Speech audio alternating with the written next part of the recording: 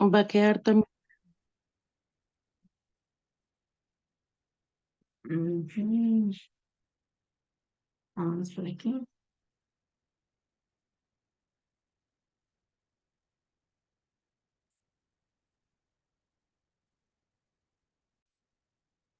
Le está compartiendo pantalla, ¿cierto que sí, muchachas? Sí, sí. Sí, muchísimas gracias, niñas. Muchas gracias. Oh, Dios es maravilloso. Definitivamente Dios es maravilloso. No hace sino sorprendernos el Señor en sobremanera.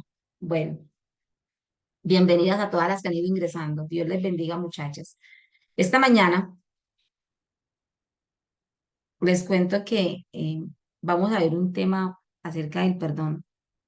Yo sé que este mes que llevamos aproximadamente un mes y medio tratando el tema del perdón, sé que ha sido un tema que ha de alguna manera como removido, eh, de alguna manera como quizás el Señor ha tocado fibras bastante delicadas, bastante susceptibles en nuestros corazones.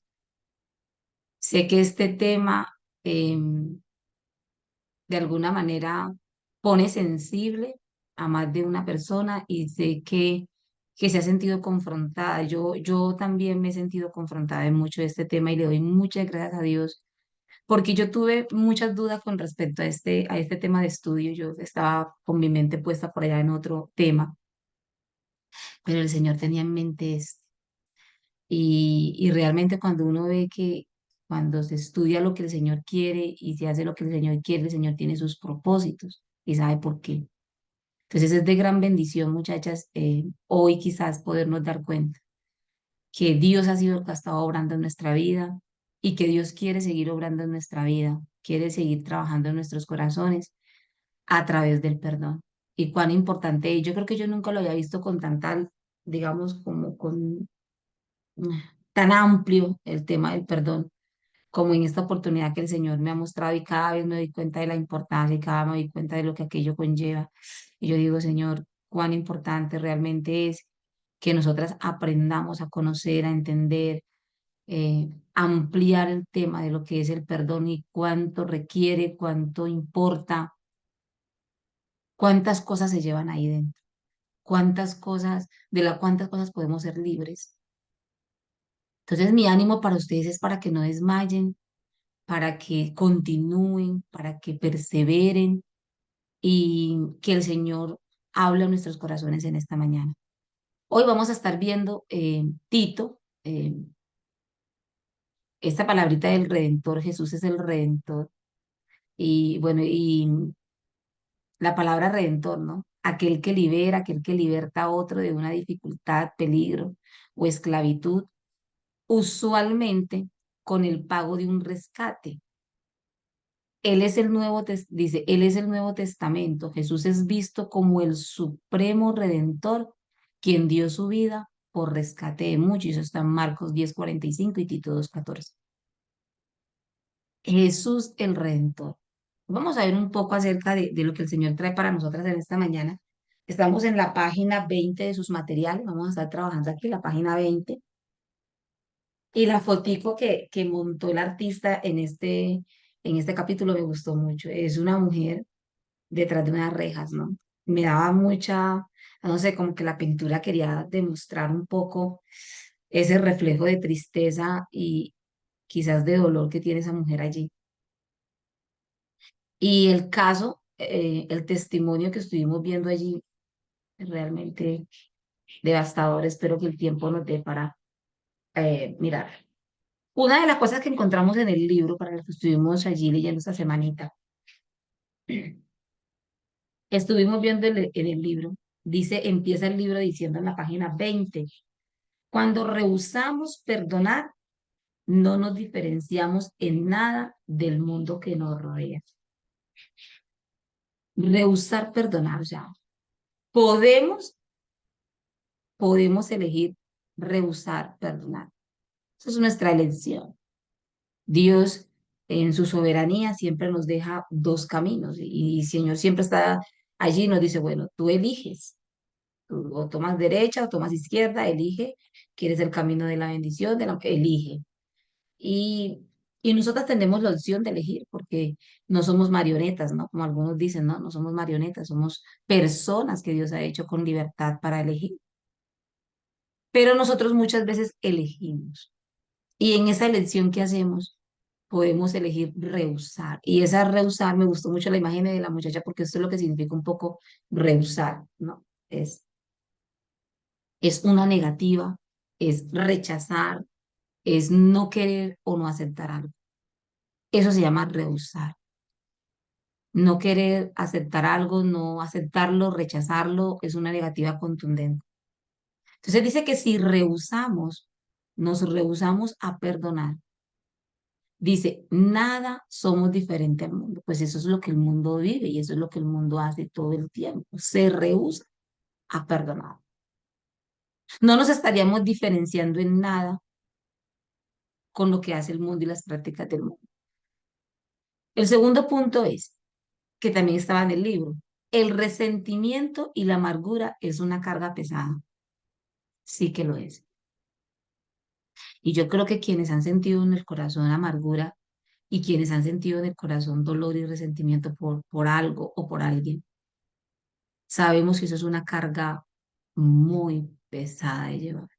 Es una carga amarga de llevar. Dios quiere librarnos de esa carga. Eso es lo bonito de nuestro Señor.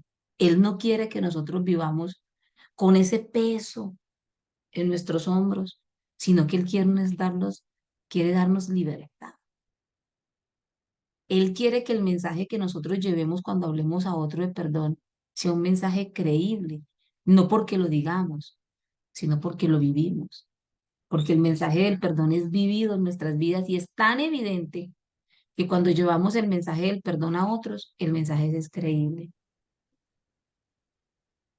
Otro punto que tocaba el libro, que yo sé que apenas eran 2 páginas, pero otro punto que tocaba el libro, es que cuando nos rehusamos a perdonar, nos volvemos prisioneros de aquellos que nos han tratado mal. Y yo creo que eso es lo que muchas veces no lo vemos desde esa perspectiva, ¿cierto? Eh, Creemos que si nos negamos a perdonar a alguien, yo estoy encarcelando a esa persona. O sea, yo estoy tomando justicia, eso es lo que hacemos hacia esa persona. Estoy haciendo justicia, encarcelándola. Pero lo que no me doy cuenta es que lo que estoy haciendo es encarcelarme yo. O sea, yo estoy abriendo una habitación, estoy entrando y yo mismo me estoy dando llave. La otra persona está fuera, pero yo estoy con mi corazón cargado, lleno de resentimiento, lleno de amargura. Yo soy la que estoy presa, no la otra persona. Entonces, qué bueno que en esta mañana ese chip se cambie en nuestra mente y podamos ver que cuando no perdonamos, nosotras somos las prisioneras, no el que ha ofendido al prisionero. Entonces, me preguntaba yo mientras hacía este estudio, ¿por qué nosotras nos rehusamos entonces a perdonar? ¿Por qué? ¿Qué es lo que pasa en nuestro corazón que a veces hacemos así? No, no quiero, no acepto eso, no lo acepto. ¿Por qué? ¿Cuáles son mis pensamientos o lo que yo creo que posiblemente me puede estar impidiendo o me pueden estar alejando de querer aceptar perdonar? ¿Por qué nosotros podemos pensar que es mejor dejar a una persona en una cárcel interna? ¿Qué me hace pensar eso? Yo creo que muchas veces lo hacemos porque sentimos que eso es un sentido de justicia. O sea, si una persona, como el caso que vamos a ver ahorita en el libro que me impactó mucho, y- y- y yo creo que podríamos verlo. Venga, aprovechemos de una vez y lo leemos. Ahí están en su libro, está en la página 20 y está en la tercer párrafo. Dice, un vívido ejemplo de lo anterior se me presentó al oír el testimonio de una mujer que asistía a una de nuestras conferencias.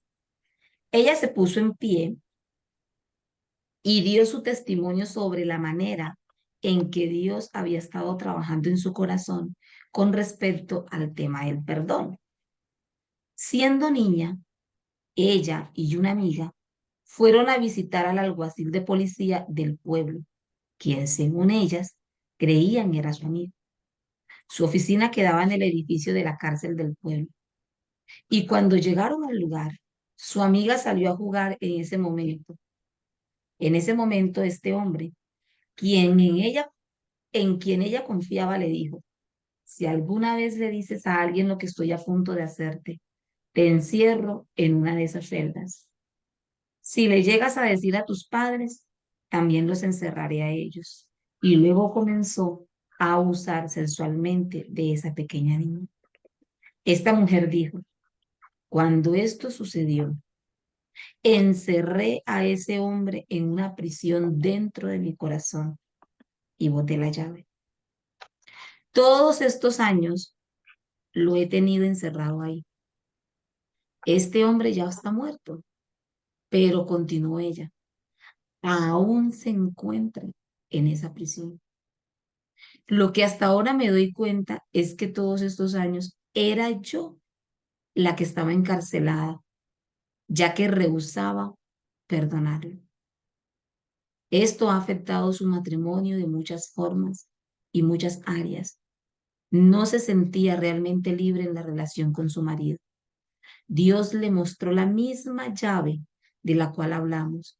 Y cuando ella tomó esa llave y liberó de la prisión a ese hombre, Dios tomó una llave aún más grande, la llave de la gracia, y la liberó. Cuando rehusamos perdonar, nos convertimos en prisioneros de aquellos que nos han hecho daño. Qué historia tan impactante. A mí me dio de todo cuando leí esto. Yo digo, wow, increíble. Entonces, ¿qué habrá pasado por el pensamiento de esta mujer que está contando su testimonio y ella diga: ¿por qué me rehusaba a perdonar?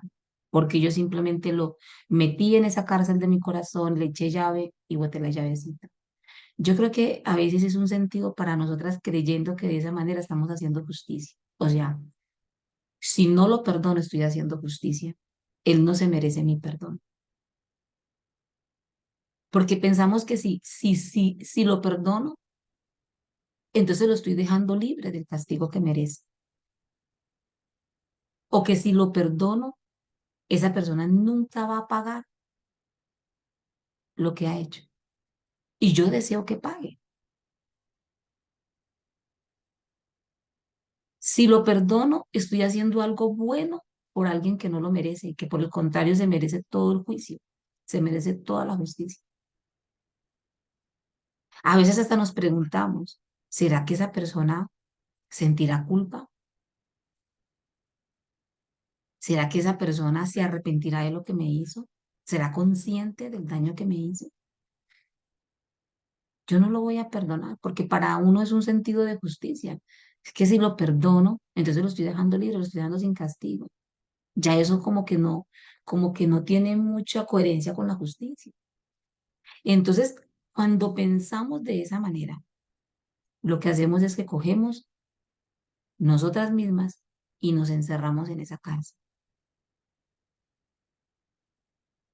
Pensemos por qué nos rehusamos a perdonar. Yo quisiera hoy llevarlas y llevarnos a nosotras mismas a autoevaluarnos y a decirnos: bueno, ¿por qué es que yo me estoy rehusando a perdonar? ¿Qué lo causa? ¿Qué lo hace? Tal vez sea una de las cosas de las que hemos estado hoy tocando. Luego, en el libro, también habla de qué es el perdón. Y, y, y yo creo que esto es lo que es verdaderamente perdonar. Perdonar significa entender, comprender y aceptar, ya no rehusar, sino aceptar que Dios es el juez, que no soy yo el juez, sino Dios. Y por lo tanto a Él le corresponde dar el pago. O sea, es a Dios a quien le corresponde dar el pago de mi ofensa. A Él le corresponde qué tipo de pago, cómo debe pagarlo, cuánto debe pagarlo y cuándo debe pagarlo. Cuando yo entiendo que no es a mí la que me corresponde decidir, ese caso de justicia. No es a mí a la que me corresponde decidir qué es lo que se debe hacer y cómo debe hacer, porque yo me acuerdo que había alguien a quien yo le deseaba en cierta ocasión las 10 plagas de Egipto. Yo creo que por ahí pasaban las 10 plagas y quedaban cortas. Y mi mente aún lograba imaginar y quizás hasta decía las cosas malas en las que yo quería que a esa persona le pasara. Para mí eso era un sentido de justicia. Si le pasara tal cosa, se lo merecía. Es más, ojalá le pase tal otra, porque se lo merece. Y en mi mente, yo hasta pensaba en las cosas malas que sería buena que le pasara a esa persona. Para mí eso era un sentido de justicia. Uy, me pagaría todo lo que me hizo.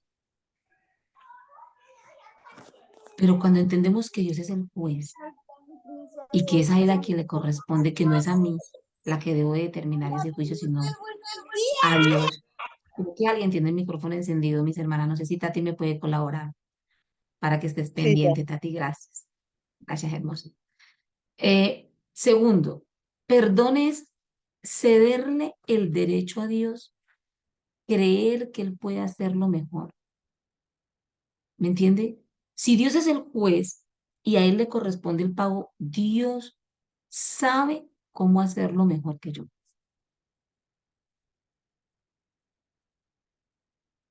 Él sabe cómo hacer justicia. A Él le corresponde la justicia.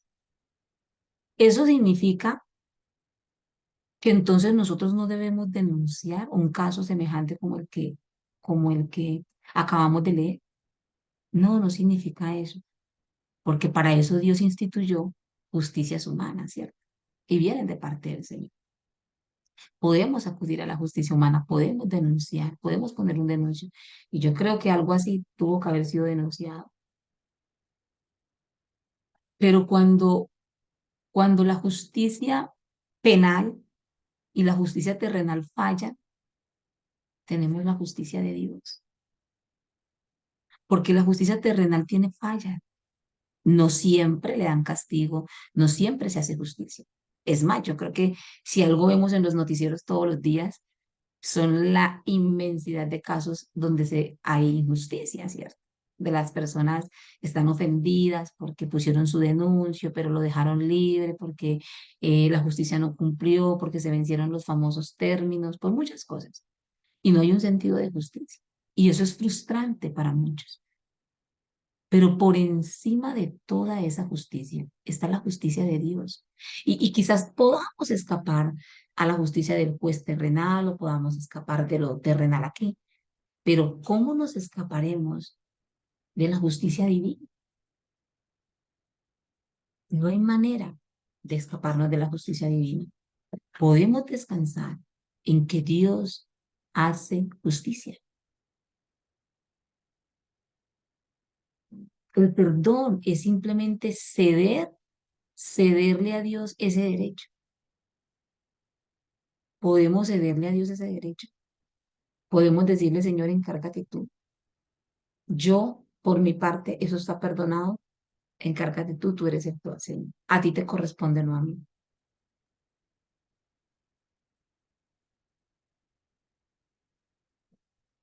Dios sabe que el sentimiento de resentimiento me envenena y me destruye a mí y a otros. Y sabe, me gustó mucho la foto, porque en la foto yo creo que así estamos a veces con nuestro corazón en el interior. Y todo lo que hay adentro, allá adentro es oscuridad, oscuridad. Los efectos que tiene un corazón lleno de amargura, ya lo vamos a ver ahorita a través de la palabra. Dios sabe que eso destruye al ser humano. Dios sabe que te destruye a ti, pero Dios sabe que también destruye a otros y Dios no quiere eso. Él quiere que nosotros abramos la reja de esa prisión de nuestro corazón y dejemos el resultado a Dios. Mi único deber es perdonar. Perdonar esa ofensa. Perdonemos las ofensas. Perdonemos el daño que nos has hecho. y dejemos eso en las manos del Señor. Pero como les decía, si es un caso que usted puede llevar ante la ley, si es un caso que usted puede denunciar, denuncie. Pero no se frustre si en la justicia terrenal no tiene el resultado que usted espera, porque por encima de esa justicia hay otra mucho más grande, mejor, más justa de alguna manera, más justa. Y el justo juicio de Dios, nadie lo puede esquivar, nadie lo puede librar, pero yo puedo descansar en Dios, yo puedo descansar. Ayer precisamente vi un video que una vez un hermano tuvo la oportunidad de compartirnos en un servicio de un asesino en serie que había matado muchas mujeres. Y él estaba allí sentado y estaba esperando sentencia y uno a uno se acercaba a decirle lo que le deseaba y muchos papás de las niñas que él había matado le decían, te deseo lo peor, que te pudras en el infierno. Otro papá le dijo, otra mamá se acercó y le dijo, espero que eres un demonio, te pareces lo peor. Todo el mundo pasó por fila y le fueron deseando lo peor a este hombre. Este hombre estaba allí esperando sentencia. Eres un demonio, eres un monstruo. La otra persona le decía, estás en el infierno, espero que te pudras en el infierno. Eh, Todo el mundo estaba muy dolido y ofendido porque este hombre había hecho algo horrible con algunas muchachas. Y de pronto este hombre se acercó y dijo, esto excede todas mis creencias, ¿no? Mucha gente ha pasado aquí para desearte lo peor, pero yo no lo voy a hacer. Yo no soy igual a ellos, dijo. Yo, por Cristo, dice, he decidido perdonarte y yo te perdono. Y es increíble que solo ese señor que se paró y dijo esas palabras fue lo único que pudo quizás sacar a relucir un poco de que el hombre que estaba allí esperando que se quebrantara. Del resto él estaba totalmente serio. Él escuchaba a todo el mundo diciéndole eso y él estaba totalmente serio, los observaba y no decía nada. Pero cuando este hombre le dijo, yo te perdono, ese hombre se quebrantó.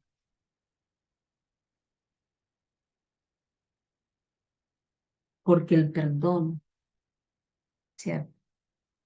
Y en ese papá que lo perdonó, estaba haciendo libre su corazón de amargura, libre su corazón de resentimiento, libre su corazón de odio. Y eso es lo que Dios quiere. Y Dios no quiere que nuestros corazones se llenen de esas cosas, sino que podamos ser libres. Ahora quiero mostrarles un poco, vamos a ir a la palabra de Dios, tomen sus Biblias, vamos a leer la Biblia en el resto de tiempo que nos queda. Y quiero que vayan al libro de Ruth. Ruth, uno de los libros donde vamos a encontrar a una mujer que yo sé que para esta mañana quizás nos puede dar algo de ejemplo y quizás el Señor pueda estar tocando nuestros corazones a través de la historia de una mujer. Aquí les quise poner un mapa para que más o menos entremos en el contexto de lo que estamos leyendo. Entonces estamos allí. Espero que ya lo tengan, muchachas. Ruth, capítulo 1. Veamos desde el 1. Voy a leerlo hasta el 1 y el 2. Dice, aconteció en los días que gobernaban los jueces que hubo hambre en la tierra y un varón de Belén de Judá. ¿De dónde era? De Belén de Judá. Miren de qué va Belén por aquí. Aquí está, miren el mapita, mírenlo aquí. Belén de Judá fue a morar en los campos de Moab. Y Moab está por aquí. Moab. Él y su mujer y sus dos hijos. Y el nombre de aquel varón era Elimelech. Y el de su mujer, Noemí. Y los nombres de sus hijos eran Malón y Kelión. Eran efrateos de Belén de Judá, o sea, de esta región de aquí, de Belén de Judá. Y dice, y llegaron pues a los campos de Moab. ¿Y qué pasó? Se quedaron allí. Entonces, pongámonos un poquitico. Yo quisiera que en esta mañana nosotros nos pusiéramos un poquitico en los zapatos ¿cierto? Pongámonos y veámonos en esa historia. ¿Alguna vez usted ha pensado que en una situación difícil usted quiere ir a buscar ayuda a otras partes? Esta familia, había hambre en la tierra, estaban pasando por una circunstancia difícil y ellos dijeron, bueno, yo creo que lo mejor que podemos hacer es emigrar. Y yo creo que eso está haciendo mucha gente hoy en día. Mucha gente hoy en día está yéndose porque tienen una situación económica difícil, tal vez no hay trabajo, tienen deuda, bueno, por muchas cosas. Y resulta que esta pareja dijeron, bueno, nosotros estamos aquí en Belén, aquí estamos en ese sector, se está apretando la situación y ellos como familia toman la decisión y se van y emigran a otros campos, o sea, a otro sector de alimentos. El problema era que había hambre en la tierra. Y ellos dijeron, busquemos un lugar en donde haya más abundancia de comida. Entonces, ¿ellos qué hacen? Ellos se trasladan, ¿cierto? Muy probablemente por aquí, traspasando el río Jordán, y van hasta aquí, a este campo, a este territorio que era un territorio pagano, era un territorio de enemigos, los moabitas, y ellos dijeron, pero ahí hay abundancia de pan, ¿cierto? Esto era un pueblo idólatra, era un pueblo bastante con costumbres bastante pesadas, pero ellos dijeron, nosotros nos vamos porque ahí hay abundancia de pan, entonces vayamos allá, vayamos a los campos a buscar pan. Y se fueron para aquí. Entonces ellos hicieron ese traslado y dice luego la palabra de Dios que ellos se quedaron allí. O sea, eso no fue, digamos que un cambio de visita, ellos no estaban allí por un tiempito, no, ellos fueron realmente a radicarse allí y dice que allí se quedaron. Ahora, si seguimos leyendo la palabra del Señor, en el versículo 3 le empiezan a suceder una serie de circunstancias a Noemí, que es la señora de la casa, ¿cierto? La esposa de este hombre, la mamá de estos dos muchachos. En el versículo 3 dice, y murió Elimelech, que fue el esposo de Noemí, marido de Noemí, y quedó ella con sus dos hijos, los cuales tomaron para sí mujeres moabitas. El nombre de una era Orfa y el nombre de la otra era Ruth. ¿Y qué pasó? Y habitaron allí unos 10 años. O sea, la estadía de Noemí, mire todo lo que había avanzado. 10 años, una década en los campos de Moab. Ahora tengamos en cuenta que el nombre de Noemí significa dulzura y ella se llamaba Dulzura. Pero a esta mujer, Noemí, le empiezan a suceder una serie de circunstancias, una serie de situaciones que ella quizás no esperaba, que jamás pudo haber esperado, que al haberse ido para Moab, para buscar alimento en otros campos diferentes a los de su pueblo, allá iba a morir su esposo. La pregunta que nos vamos a hacer esta mañana es, ¿cuántas veces nosotras a veces buscamos refugio y provisión en campos de Moab? Esos campos de Moab significa que a veces vamos a campos ajenos, vamos a lugares a donde Dios no nos ha llamado a ir. Vamos en busca de refugio y provisión a lugares en los que Dios no nos está diciendo que vayamos. Pero ellos fueron buscando allí provisión, fueron a unos campos paganos a buscar provisión y refugio. Y de repente esta mujer pierde a su esposo y llevaban ahí 10 años, estaban radicados ahí. Y yo creo que ellos no tenían pensamiento de moverse desde que estos muchachos consiguieron esposa ahí en los campos de Moab. Ahí sí iban a quedar, eso era el pensado. Ahora mire, eso es lo que uno planea, eso me pasó a mí esa semana. Una cosa es lo que tú planeas y otra cosa es lo que Dios hace. Dice aquí, el versículo 5, otra circunstancia difícil que le viene aconteciendo aquí a Noemí. Aparte de morir su esposo, mire lo que dice, y murieron también los dos, o sea, los hijos de Noemí, Malón y Kelión. Y ahora, ¿cómo se encontraba Noemí? Aquí nos dice, quedando así la mujer desamparada de sus dos hijos y desamparada de su marido.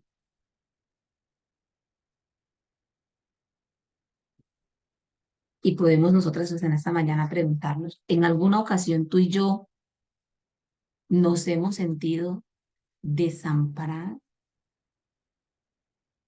¿Se ha sentido usted en algún momento sola, desamparada por los familiares cercanos a su vida?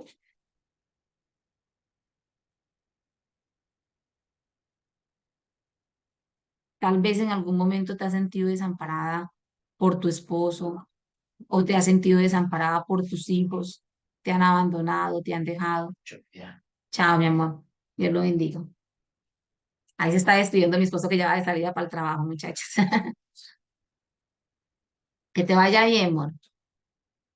Chicas, algún momento en nuestras vidas nos hemos sentido nosotras desamparadas por nuestros hijos porque se fueron y estamos en total desamparo.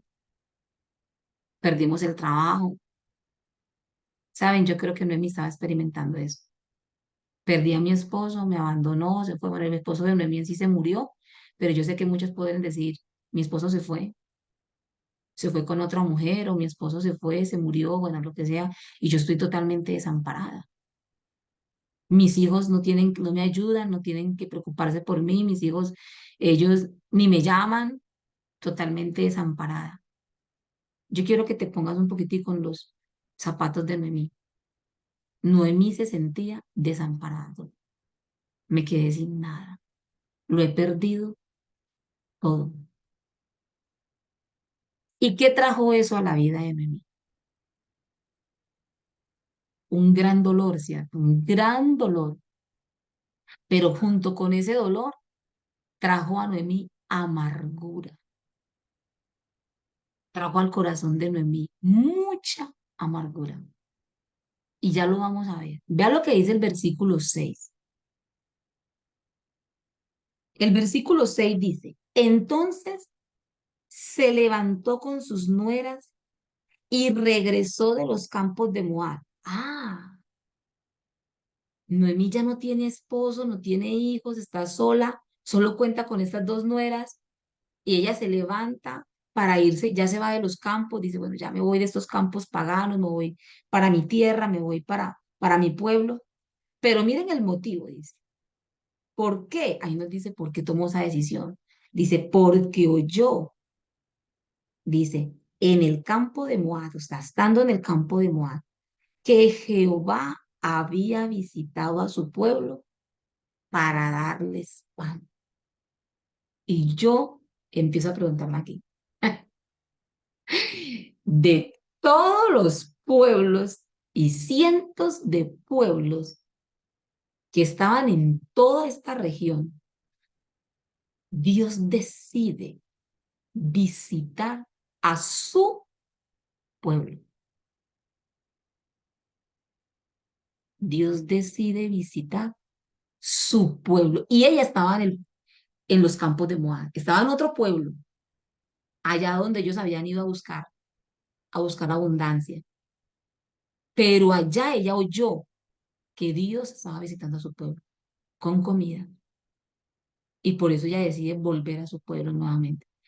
Mire, Dios no hace nada sin propósito. Dios no permite situaciones en nuestras vidas sin propósito. Y yo sé que esta circunstancia que le estaban pasando a ella, ahorita vamos a ver ella cómo culpa a Dios de esto. Ya vamos a ir avanzando para no saltarnos el tema. Vayámonos, saltemos al versículo 8 y vea lo que nos dice la palabra del Señor. Dice, y Noemí dijo a sus dos nueras. Aquí está hablando Noemí. Aquí empecemos a ver lo que estaba pasando en el corazón. Aquí el Señor nos va a mostrar qué era lo que estaba pasando en el pensamiento y en el corazón de Noemí. Ella viene y dice, andad, volveos cada una a la casa de su madre. Jehová haga con vosotros misericordia como la habéis hecho con los muertos y conmigo. Vuélvanse. vuélvanse a la casa de sus padres. Que el Señor haga misericordia con ustedes por el hecho de que ustedes han mostrado misericordia, o sea, ustedes mostraron compasión conmigo, que el Señor les muestre compasión. Ahora miren relacionaba, lo que ella relacionaba en su mente, de cuál podría ser esa compasión que Dios tuviera por ellas. Dice, os conceda Jehová que hayáis descanso. ¿Cómo? ¿Cómo era la forma en la que Noemí deseaba que sus nueras hallaran descanso? Dice, cada una en casa de su marido. Luego las besó y ellas alzaron su voz y lloraron. ¿Qué era lo que pensaba Noemí? Vean, muchachas, yo ya me quedé sin marido, ya me quedé sin hijos. Estoy totalmente desamparada. Yo no quiero esto para ustedes. Vuélvanse, busquen marido para que tengan descanso. Eso es lo que ella está diciendo ahí. Si logran conseguir marido, van a tener descanso. Para ella, eso era lo que sus nueras necesitaban. Necesitaban conseguir otro marido para que entonces pudiesen hallar descanso, el descanso que ella no tenía, porque yo lo había perdido todo. ¿Alguna vez nosotras hemos pensado que esa es la solución a nuestro problema? Que la solución a nuestro problema es volver a tener aquello que perdimos para poder hallar descanso. ¿Lo has pensado en algún momento? Cuando recupere esto, voy a volver a tener descanso. Saltemos al versículo 11. Las muchachas, perdón, vamos a seguirlo en el 10. Y le dijeron, ciertamente nosotras iremos contigo a tu pueblo. Ellas dicen, no, nosotras vamos a ir contigo. Y ella entonces en el 11 les dice, ¿para qué?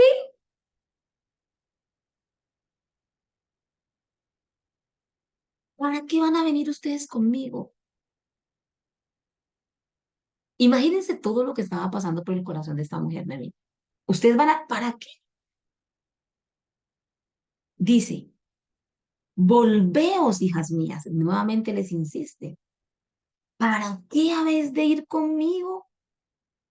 ¿Tengo yo hijos en el vientre que puedan ser vuestros maridos? No, yo no tengo más hijos que ofrecerles. ¿A son de qué ustedes quieren venir conmigo? ¿Qué tengo yo para ofrecerles a ustedes? No tengo nada. Eso es lo que ellas dicen. Yo no tengo nada ya que ofrecer. Eso es lo que hace la amargura en el corazón. Cuando usted tiene amargura en el corazón y usted siente que ya usted no tiene nada que dar. ¿Para qué? ¿Para qué sirvo? Ya no tengo nada que hacer. Yo no tengo nada que ofrecer. Y luego ella en el 13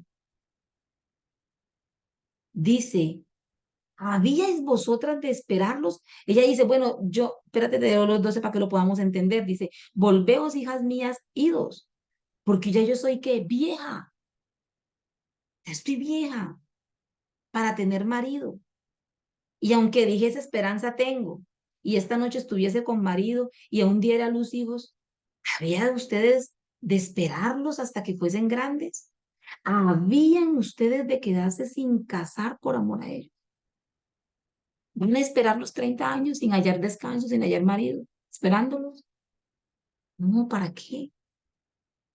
Ella les dice, no, hijas mías, no, no vale la pena. Y miren las siguientes palabras. ¿Qué mayor amargura tengo yo que vosotras? Pues la mano de Jehová ha salido contra mí. Ella estaba llena de amargura. Y dice, la mano de Dios ha salido contra mí. Claro, ella no había provocado la muerte de su esposo y sus hijos, porque Dios da la vida y Dios la quita, y ella dijo, fue Dios quien me los quitó. Dios fue el que me los quitó. Dios fue el que se levantó contra mí y me ha dejado desamparada. Eso es lo que ella está diciendo ahí. En el versículo 15 Noemí dijo, he aquí tu cuñada se ha vuelto a su pueblo y a sus dioses. Vuélvete tú tras ella. Vuélvete tú tras ella. ¿Cuánta amargura puede haber en un corazón? ¿Sí ve lo que hace la amargura? Usted empuja a otros a través de tu amargura, empujas a otros a tomar caminos equivocados. Porque cuando una persona está amarga por dentro y tiene amargura, lo único que sale de su boca es esa hiel, es ese veneno que solo lo que hace es direccionar a las personas a direcciones totalmente erradas. Vayamos ahí en el versículo 15. Ustedes piensan que lo que el Señor nos está diciendo allí. ¿Usted cree que Noemí pudo ser consciente de que su nuera Ruth se quería quedar con ella? Noemí no podía experimentar la bondad de Dios. No podía ver lo que Dios estaba haciendo en el corazón de su nuera. Ella no lo veía. Al contrario, ella le insistía, no, devuélvete, yo no tengo nada que ofrecer. Tú devuélvete. Porque cuando una persona tiene amargura en el corazón, no puede ni ver ni sentir a Dios. De eso nos perdemos cuando nuestro corazón se llena de amargura. De eso nos perdemos. Ahora saltemos al versículo 19 para agilizar y leamos hasta el 20. Ahora ella, al ver que ya Ruth está decidida a ir con ella, ella dice, bueno, okay, ven conmigo. Pero mire lo que pasa cuando ella llega a su pueblo, en el versículo 19 dice, y anduvieron pues ellas dos hasta que llegaron a dónde? A Belén, ¿se acuerdan? De donde había salido.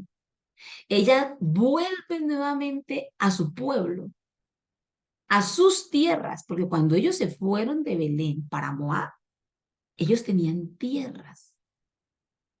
Ellos tenían también posesiones, unas tierras ahí que ellos dejaron de cultivar su tierra y se fueron para los campos de Moab. Ahora ella regresa a la tierra de su esposo y a la tierra, a la heredad. Ahí estaba esperando ese territorio. No crean ustedes que eso era que se podía vender, no. Ella vuelve y nuevamente vuelve al terreno que era de su esposo y al terreno que era de sus hijos. Ahí empiezan las dos nuevas. Pero aquí dice que ella está entrando al pueblo, está entrando a Belén, de donde ella había partido. Y dice, y aconteció que habiendo entrado en Belén, toda la ciudad, pues claro, la conocía. ¿Qué pasó con la ciudad? Se conmovió por causa de ellas. Y decían, ¿no es esta Noemí? La ciudad se conmovió por ellas. Y la gente empieza a acercársele a Noemí y a Ruth. ¿Pero qué? ¿Cuál es la reacción de Noemí? Ella les respondía, no me llaméis Noemí, que significa dulzura. Llamadme Mara, que significa amargo. Porque en grande amargura me ha puesto el Todopoderoso. Oiga, ¿usted se imagina? Ella está culpando a Dios de su amargura. Dios es el culpable de mi amargura, porque Dios fue el que me quitó a mi esposo y a mis hijos. Dios ha sido el que ha permitido que me han pasado estas cosas malas. Dios me ha dejado desamparado de mis familiares. Por tanto, Dios es el responsable. Y saben que ella dice una palabra muy clara ahí. Ella dice, el Todopoderoso. Pues si Él es todopoderoso y Él todo lo puede y todo lo hace, pues Él es el causante, porque Él fue el que permitió que todo esto no aconteciera. No me llamen dulzura, llámenme Mara. Ella con sus palabras rechaza, ¿cierto? El pueblo viene a ella, dice que conmovido, quizás a consolarla, quizás a abrazarlas, quizás a darles una palabra de ánimo y ella, ¿qué hace? Hace lo que vimos al inicio, ella rehúsa ese consuelo. No, no, ¿por qué me llaman así? ¿No? Mire lo que ella dice aquí en el 21. Yo me fui llena y yo le preguntaba, bueno, Señor, pero si había una situación de hambre y ella se va, esta familia se va para Moab, pero aquí dice que ella se fue llena. Quiere decir que quizás la situación tampoco era tan grave, ¿no? Y ella dice, yo me fui llena, pero Jehová, Dios, el Todopoderoso, me ha vuelto vacía. Ya no tengo nada. ¿Usted se imagina lo que una persona dice? En mí no hay nada. He vuelto con las manos vacías, lo he perdido todo. ¿Por qué me llamaréis Noemí? Ya que Jehová ha dado testimonio contra mí y nuevamente lo dice. Y el Todopoderoso me ha afligido.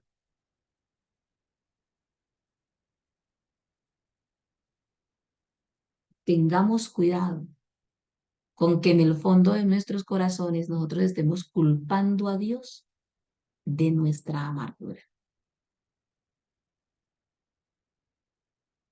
y estemos pensando en quizás no lo digamos de palabras, quizás no lo digamos consciente, pero en el fondo estamos pensando, ¿por qué Dios permitió esto? ¿Por qué Dios me hizo esto? ¿Por qué Dios permitió que me quedara de esta manera? ¿Por qué Dios me ha dejado desamparada? ¿Por qué Dios es? Pues si Él podía evitarlo, ¿por qué no lo hizo? Y culpamos a Dios. Entonces Dios es el responsable de que mi corazón esté vacío, amargo, y una persona amarga no recibe consuelo de nadie. El pueblo se le fue a hacer carilla, ni siquiera me llamen Noemí, llámenme Mara. No quiso recibir consuelo de nadie, porque una persona amarga no puede ver la bondad de Dios. Su corazón está en prisión y en oscuridad.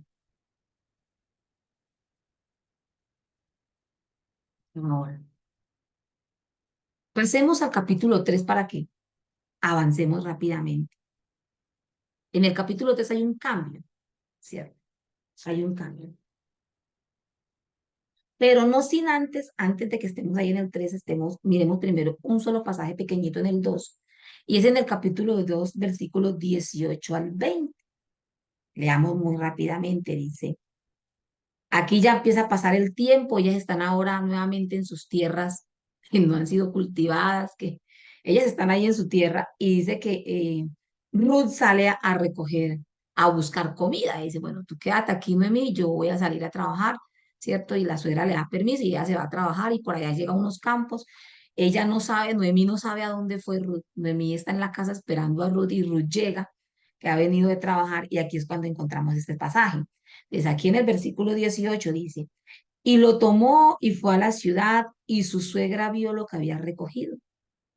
Sacó también luego lo que le había sobrado después de haber quedado saciada y se lo dio.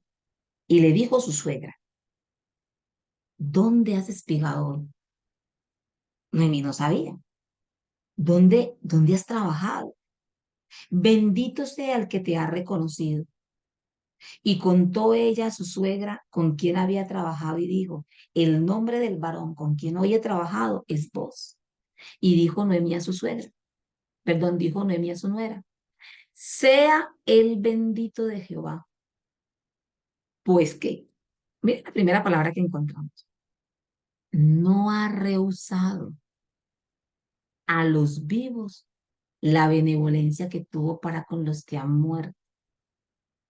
Y después le dijo Noemí, nuestro pariente es aquel varón, uno de los que pueden redimirnos. Cuando Noemí ve esto, cuando Noemí ve, ya Noemí empieza a ver que no, las cosas no son casualidad. O sea, no fue que por casualidad Ruth llegó a los campos de Boaz. Hermano, Dios tiene propósito. Dios tiene propósito. Y aquí empieza Noemí a ver, wow, de todos los campos a los que mi nuera pudo haber ido a trabajar, va al campo de Boaz. Y este hombre ha tenido bondad. Mire toda la comida con la que la ha mandado. Y ella dice, bendito sea él, pues no ha rehusado a nosotras que estamos vivas la bondad que tuvo para con los que han muerto. Y era que vos mostraba una bondad, porque ya Noemí lo conocía, era pariente. Y dice, cuando mi esposo y mis hijos estaban vivos, este hombre era bondadoso. Y ahora que ellos han muerto, él sigue siendo bondadoso. Y así es el Señor. El Señor nunca dejará de ser bueno, bondadoso. Nunca, no importa la circunstancia o la situación, Dios no cambia. Él no varía, Él jamás dejará de ser bueno, bondadoso, misericordioso. Ella empieza a notar que algo aquí Dios está haciendo. Ah, se dice al campo de voz. Y luego ella dice, nuestro pariente. Yo imagino que se le alumbró como cuando dice te alumbra un bombillito, ¿cierto? Nuestro pariente es aquel varón, dice Noemí, uno de los que pueden redimirnos. Y ella dice, hay esperanza. Algo empieza a cambiar en el corazón de Noemí.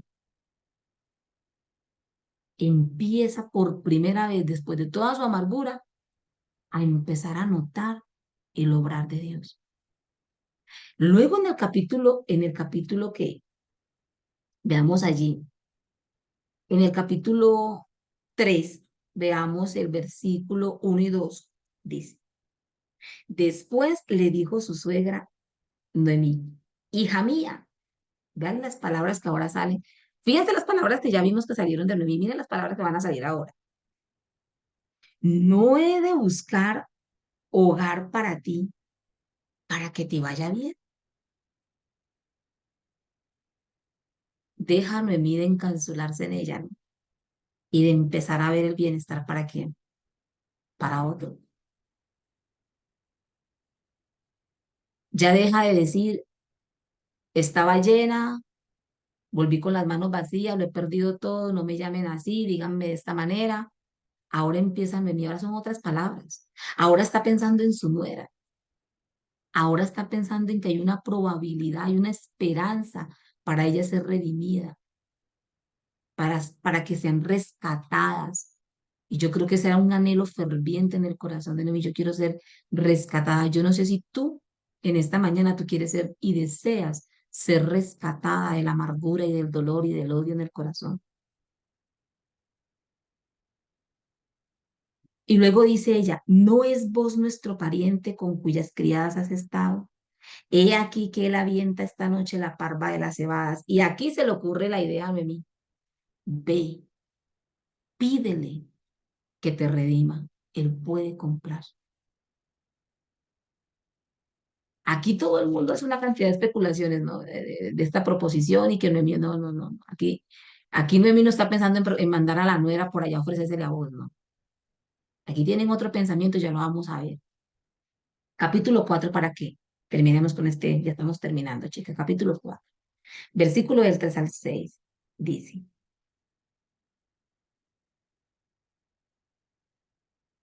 dice, luego dijo al pariente, Noemí que ha vuelto del campo de Moab, vende una parte de las tierras que tuvo nuestro hermano Elimelech. Ya Ruth fue y le dijo, tú eres nuestro pariente cercano, rescátanos.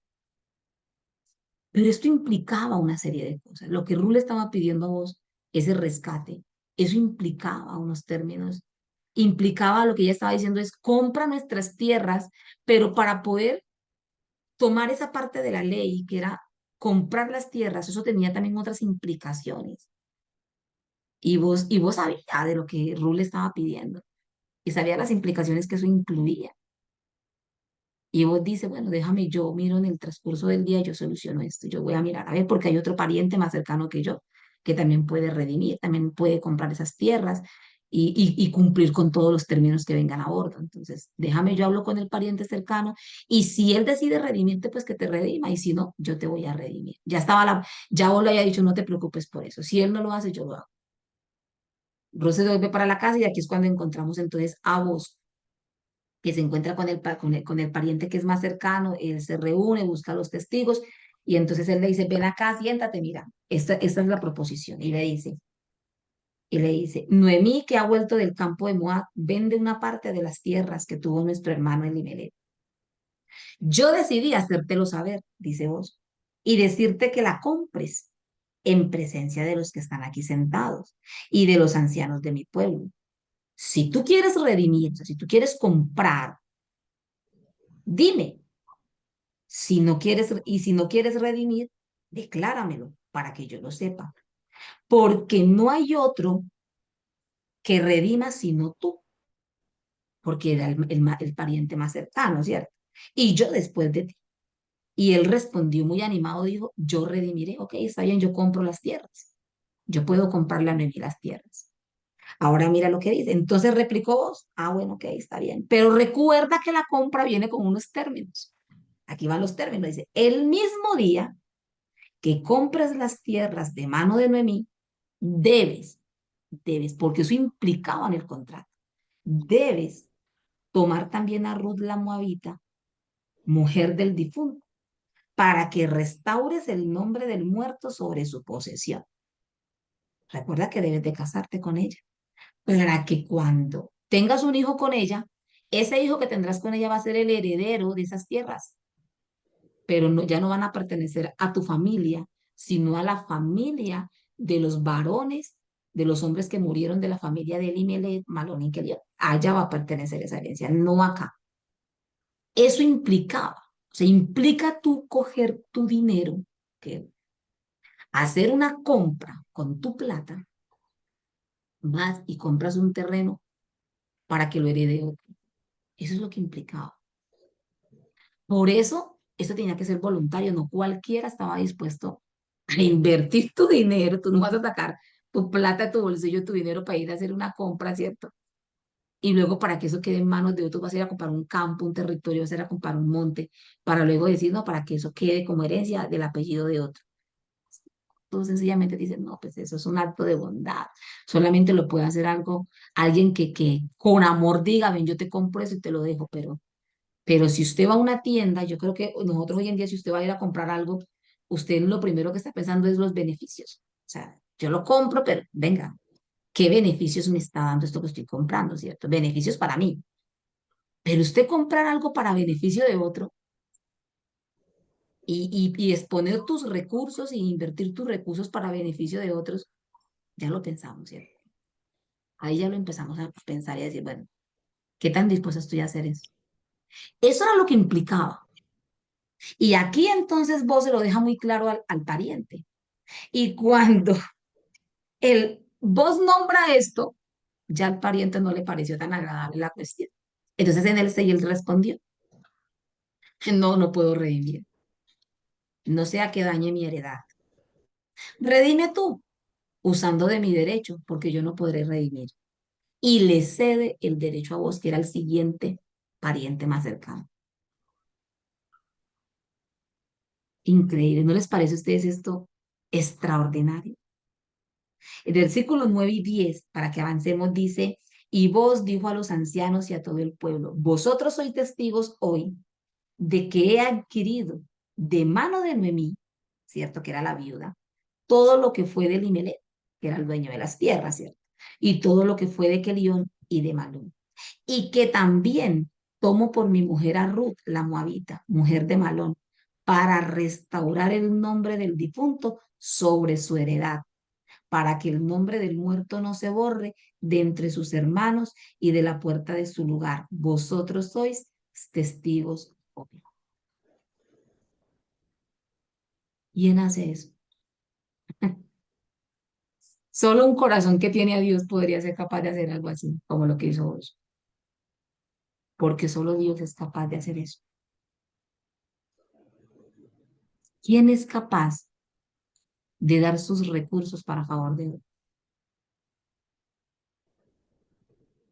por bienestar de otro. Dios lo hace. Dios lo hace. Saltemos muy rápidamente versículo 14 al 17 para que completemos. Dice, y las mujeres decían a Noemí. Fíjense, ya ahora el pueblo nuevamente se acerca a Noemí. Aquí ya pasa, Ruth se casa con vos, tienen un hijo, y ahora el pueblo nuevamente se acerca a Noemí. Dice, loado sea Jehová que hizo que no te faltase hoy pariente cuyo nombre será celebrado en Israel, el cual es restaurador de tu alma y sustentará tu vejez, pues tu nuera que te ama lo ha dado a luz y ella es de más valor para ti que 7 hijos. Y tomando Noemí el hijo, lo puso en su regazo y fue su haya. En otras versiones dice fue su nodriza. Y le dieron nombre las vecinas y dijeron, le ha nacido un hijo a Noemí.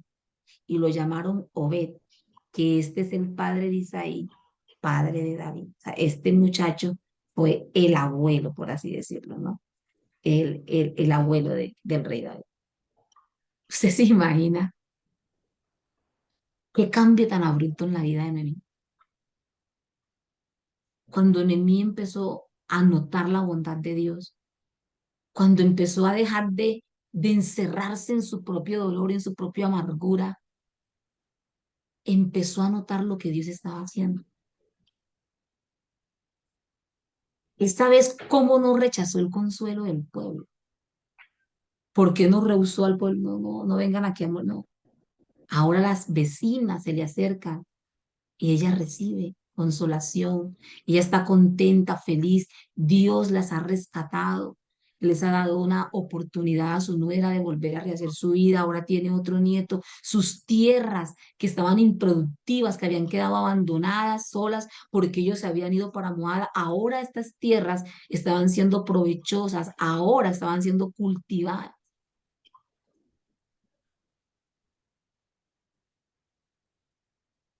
De todo lo que nos podemos perder cuando nuestro corazón está encerrado en la amargura.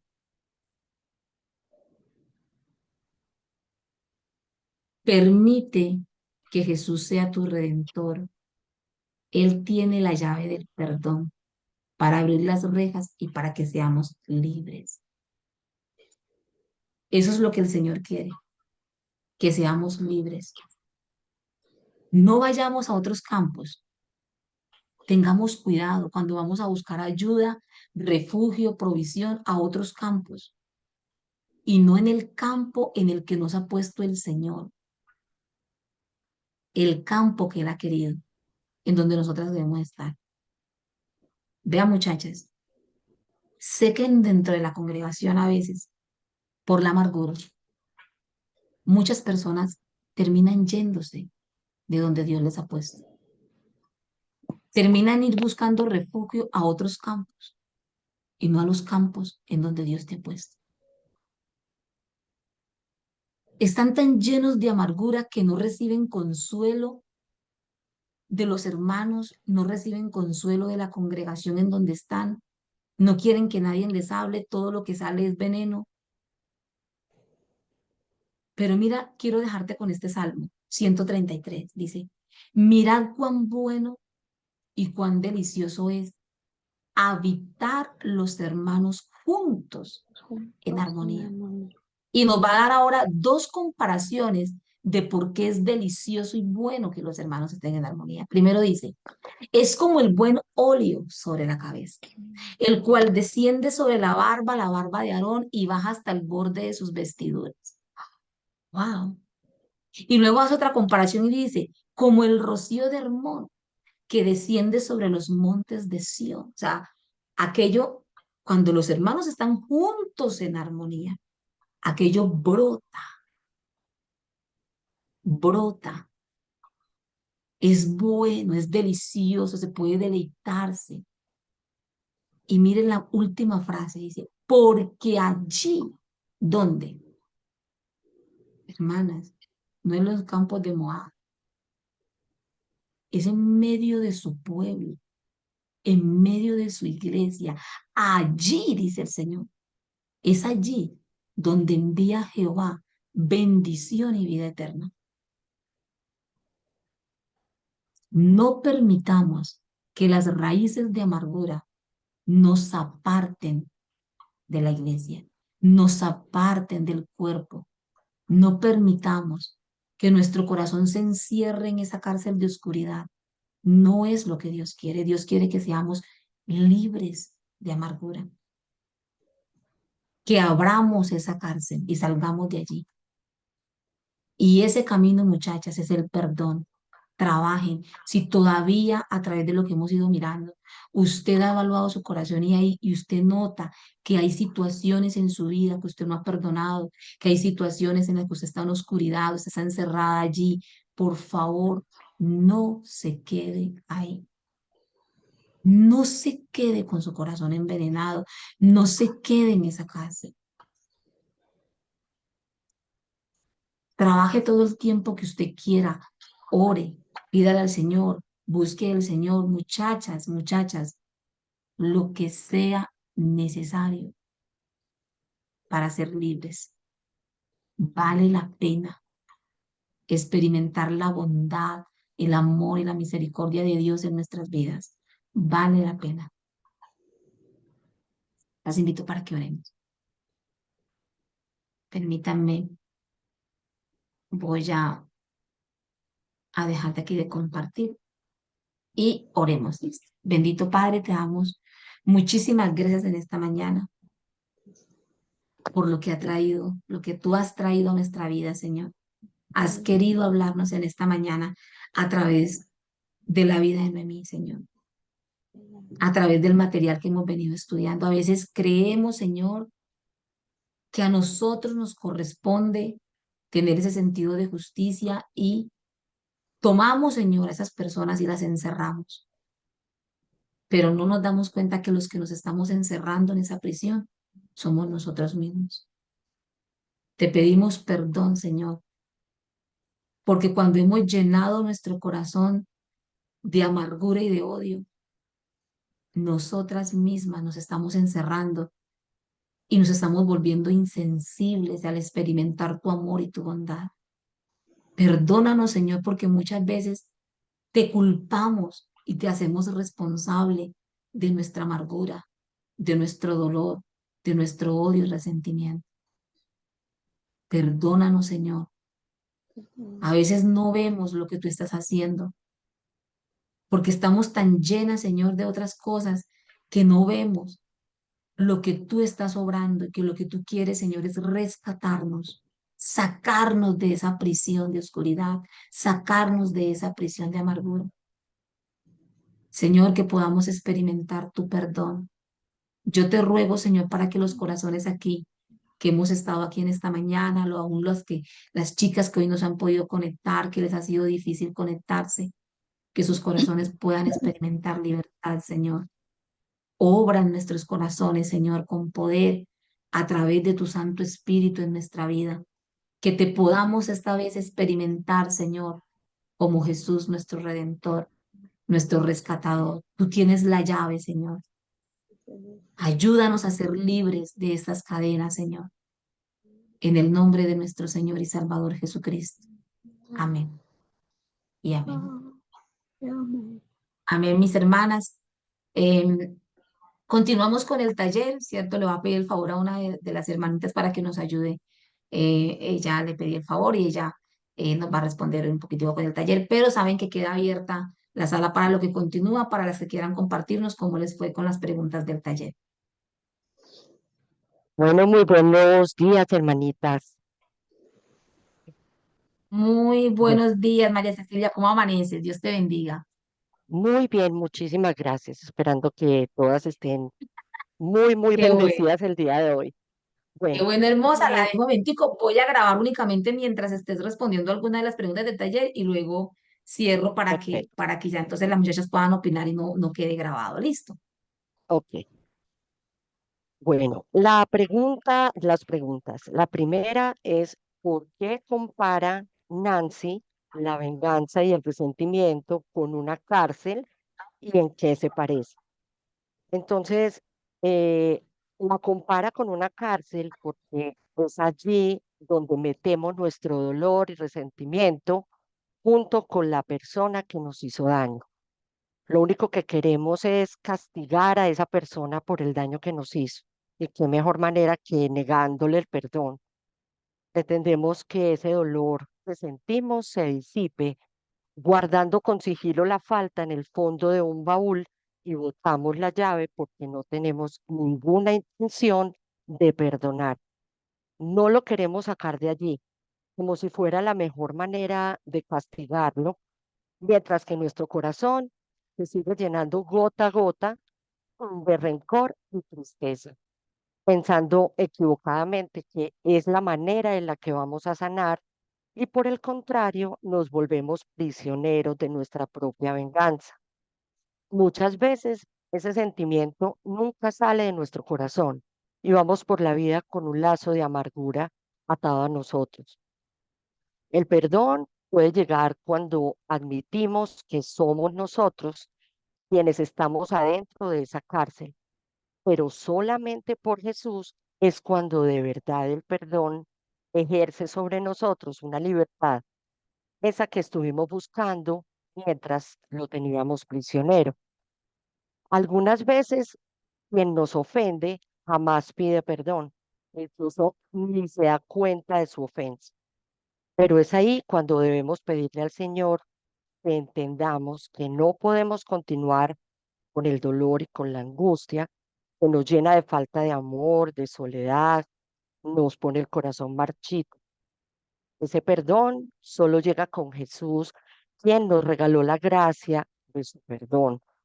Solo Él, con su preciosa sangre, bañó nuestros pecados como bálsamo, como calmante para poder continuar en paz. Y la segunda pregunta es, ¿perdonamos porque, a ver, perdonamos porque los que nos han ofendido lo merecen? Pues yo pienso que no. Perdonamos porque nosotros somos quienes estamos en esa cárcel, creyendo que a ellos es a quien tenemos encarcelados.